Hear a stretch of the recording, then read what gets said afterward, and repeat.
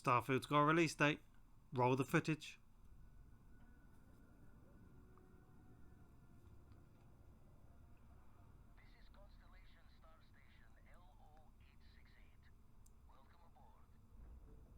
Crisp.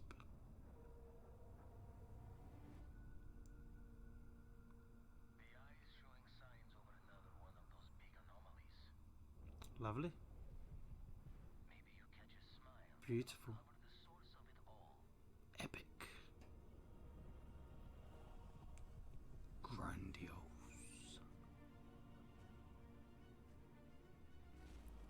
Exciting.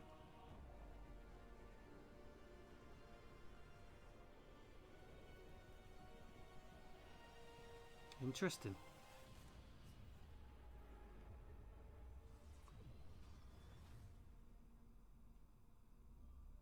$23, $9, $6. So, welcome to another 16-Bit Rivals video where we today are going to discuss Starfield, the release date that's just dropped today. As you can see, for our UK and European friends, this is not the 9th of June. This is the American way of doing the date. This is in fact the 6th of September, which means it has dropped out of the first half of the year and has been delayed again. In a minute you'll see Todd Howard talking and gameplay in the back. My question is, can this game possibly live up to the hype? It's very, very difficult to say, but I'm almost tired of hearing people talk about how ambitious the game is that they are making and how it's going to transcend boundaries and it's going to do this and it's going to do that. I want to see more of what you're talking about rather than listen to you talk.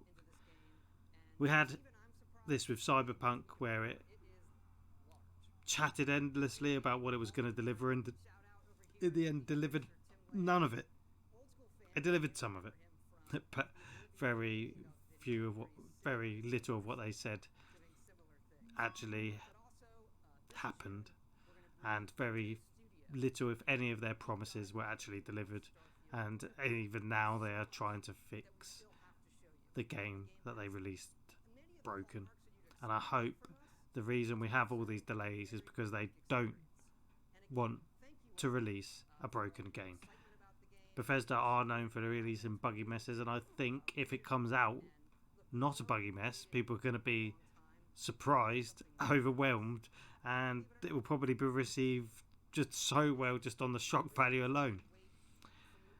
As you can see the gameplay in the back, we're not seeing a whole chunk of anything particularly exciting or new. So there you go, September the 6th 2023, but they are having a June the 11th Xbox showcase followed by a Starfield specific direct, which does lead me to believe that they will hit this date. I think if you're going to set a date, you should hit it. And I know they set a date and didn't hit it, and it's almost being delayed a whole year from that. So, for whatever reason, be it developer problems or the ambition got away from them or the bugs were just too much, whatever the reason is, I do believe it's going to release this year. And I think Xbox need a winner. This is going to draw Game Pass subscribers in, but they will quickly drop if it's a bad game. And that's going to also damage the reputation of Game Pass. That's how big this game could potentially be. Because if someone puts down on Game Pass for this game and then it doesn't deliver, it's just going to leave a bad taste in people's mouths. I don't know. What I do know is that we are looking at one of the most anticipated games of possibly this century. We have a couple of those coming out this year, more than a couple. We have Spider-Man 2. Can it deliver on a even bigger and better sequel than Spider-Man and Miles Morales?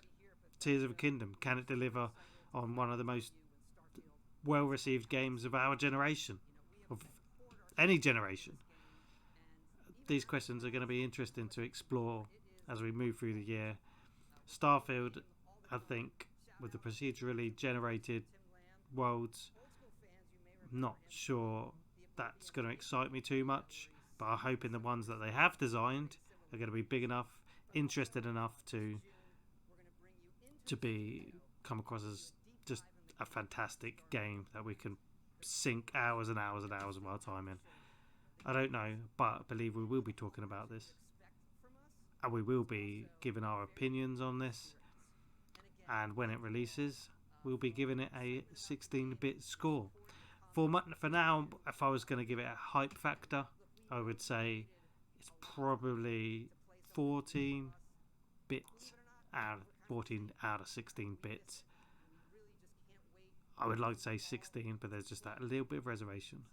But let me know if you want this type of content, if you want a hype video talking about how excited I am or I am not about a game. So we can go for Tears of a Kingdom, Plucky Squire, Spider-Man 2. I mean, there's endless lists. Just check out our draft for all the games that we've covered over there. And check out the podcast, check out the channel, like, subscribe, and leave a comment. And that, for now, has been 16-Bit Rivals. And this is Starfield. You know what to do.